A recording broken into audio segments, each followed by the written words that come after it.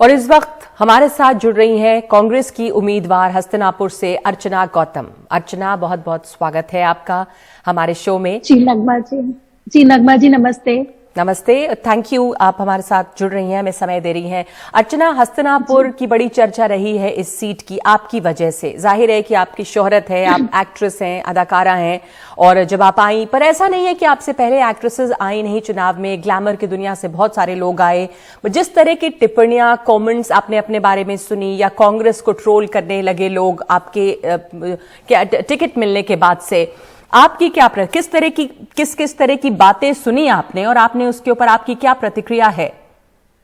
जी, जिस तरह से मुझे ट्रोल किया जा रहा है ये जरा सा गलत है। मतलब इस तरह से नहीं बोलना चाहिए किसी लड़की पे। और मेरे कपड़ों को लेके बहुत ज्यादा मुझ पे कीचड़ उछाली जा रही है, लांछन लगाया जा रहा है। तो मैं उन लोगों से यही बोलना चाहती हूँ कि आप किसी के कपड़ों को देख के उस लड़की का कैरेक्टर कैसे डिसाइड कर सकते हैं, ये तो गलत है। मतलब ये भारत में होना नहीं चाहिए। और इस वक्त क्या है कि भारत बहुत ज्यादा आगे बढ़ रहा है, और ये छोटी छोटी जो सोच है लोगों की, ये बहुत गलत है। तो मैं बस यही चाहती हूँ कि देखिए, लड़की हूँ, लड़ सकती हूँ। जो प्रियंका दीदी का जो नारा है उसी पे मैं काम कर रही हूँ। और जो महिलाएं हैं, मेरी समाज की महिला है, मेरी भारत की जो महिला है, उनको मैं आगे पहुंचाना चाहती हूँ। और यही मेरा मुद्दा है। आपने कहा कि आप बहुत ट्रोल हो रही हैं और बहुत तरह की बातें आपने सुनी हैं। जी, कौन लोग हैं जो ट्रोल कर रहे हैं, क्या कहते हैं आपको? देखिए, मैं नाम नहीं लेना चाहती हूँ क्योंकि सभी को पता है कि कौन वो कर रहे हैं। तो मैं उनके बारे में कुछ बोलना नहीं चाहती हूँ, मैं नाम नहीं लेना चाहती हूँ। नहीं, किसी ने तो आपको कह दिया, शायद प्रण लिया है, कोई बड़े महानुभाव हैं, कि आप अगर जीत गई तो वो अपना सर कटवा देंगे। कुछ ऐसा भी सुना पड़ा हम लोगों ने। जी, बस मैं तो यही बोलती हूँ कि जो बोलते हैं कि मैं जीत गई तो सर कटवा देंगे, तो उनको मैं यही बोलना चाहती हूँ कि दराती होती है हमारे यहाँ पे, वो तैयार रखना धार के साथ, शायद आगे जरूरत पड़ेगी उन्हें। आपको यकीन है आप जीत रही हैं? जी बिल्कुल, मैं जीतूंगी, क्योंकि जहां से मैं पैदा हुई हूँ वो हस्तिनापुर की धरती है। मैं उसी धरती पे पैदा हुई हूँ। मैं नंगला हरेरू की बेटी हूँ और मैं हस्तिनापुर की बेटी हूँ। तो मेरी जो जनता है मुझे निराश नहीं करेगी, क्योंकि एक बेटी कामयाब होके अपने गांव वापस आई है, अपने लोगों की सेवा करने। कुछ आपको ये एहसास है अर्चना की महिलाओं के लिए राजनीति में इस तरह की मुश्किलें बहुत रही हैं? पहली बार नहीं कि आपके साथ ही हो रहा है, आपको लोग ट्रोल कर रहे हैं। जी जी, देखिए, महिला जो है वो हर चीज से, मतलब लाइक, उसको हर जगह दुख मिलता है। चाहे वो मायके हो, चाहे वो ससुराल हो, चाहे वो कॉलेज हो, चाहे वो समाज हो, और कोई भी जगह हो। तो महिला को जो मतलब जो महिला पीड़ित होती है वो समाज से होती है।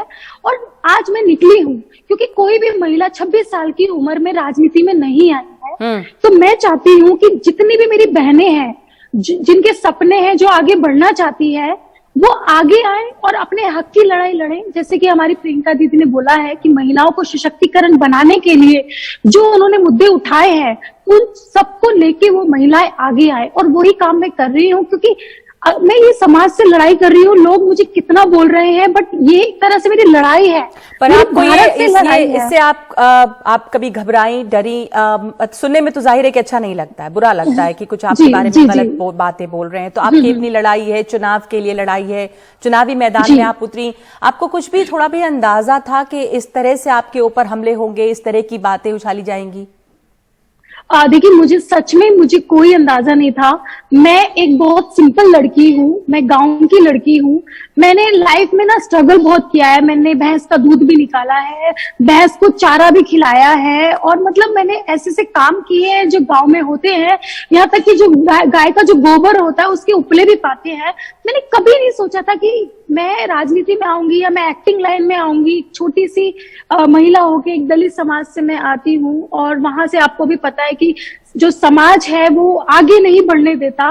और ये सब चीजें आई है, लोग मेरे बारे में बात कर रहे हैं। तो मैं यही बोलना चाहती हूँ कि मैं महिलाओं के लिए एक मिसाल बनना चाहती हूँ, और उसमें मेरी जनता मेरा साथ दे। और कुछ जनता है जो मेरा साथ दे रही है, मैं बहुत खुश हूँ, और मुझे किसी चीज की भी गिल्टी फील नहीं है।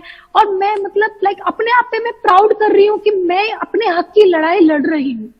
जी, आप अपने हक की लड़ाई लड़ रही हैं। ये जो लोग आपके खिलाफ एक तो होता है चुनाव में हराना, आपके विरोध में कोई खड़े होते हैं, चुनाव में हराना। एक होता है कि चरित्र पर हमला करना, जिसे कहते हैं कैरेक्टर असैसिनेशन।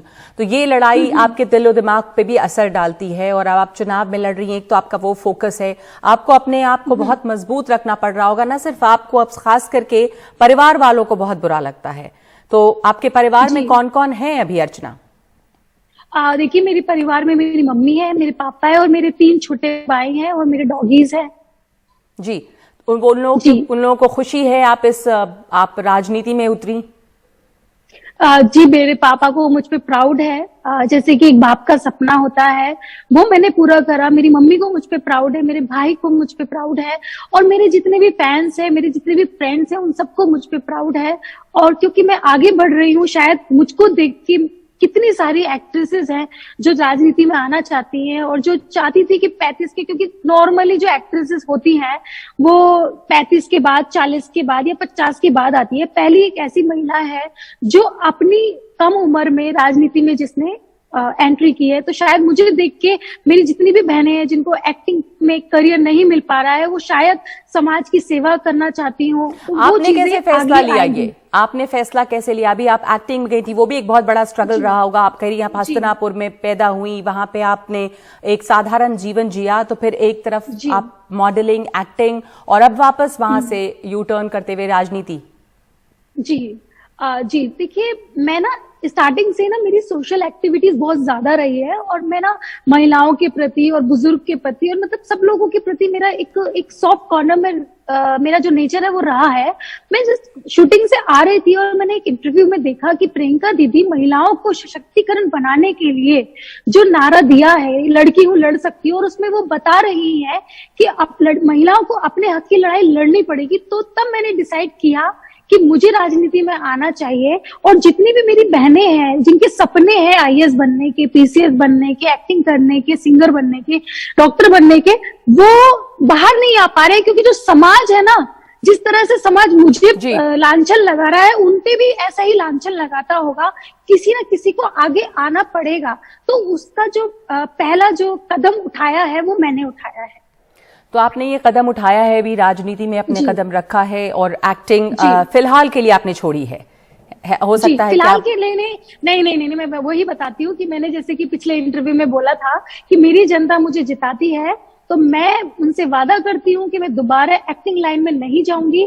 और जैसे कि मैंने तय कर लिया है, निर्णय कर लिया है कि मेरा तन मन धन मेरी जनता के लिए है, उनकी सेवा करूंगी, और हस्तिनापुर को मैं एक विकसित शहर बनाऊंगी जो अभी तक नहीं बना है। और जो ये तमाम लोग आपको बुरा भला कह रहे हैं, आपके महिला होने के कारण और आपके एक्टर होने के कारण आपके ऊपर कटाक्ष कर रहे हैं, उनसे आप क्या कहना चाहेंगी? देखिए, मैं उनसे यही बोलना चाहती हूँ कि मैं भी किसी की बेटी हूँ, मैं भी किसी की बहन हूँ। अगर आप मुझ पे आंचल लगा रहे हैं, लांछन लगा रहे हैं, तो एक बार अपने घर में भी देखिए कि आपके घर में भी आपकी बेटी है, बहन है। एक बार उनके बारे में सोचिए, क्योंकि देखिए, मैं देश की बेटी हूँ, और मतलब सभी मेरे भाई हैं, सभी मेरे बाप है, सभी मेरी माँ है।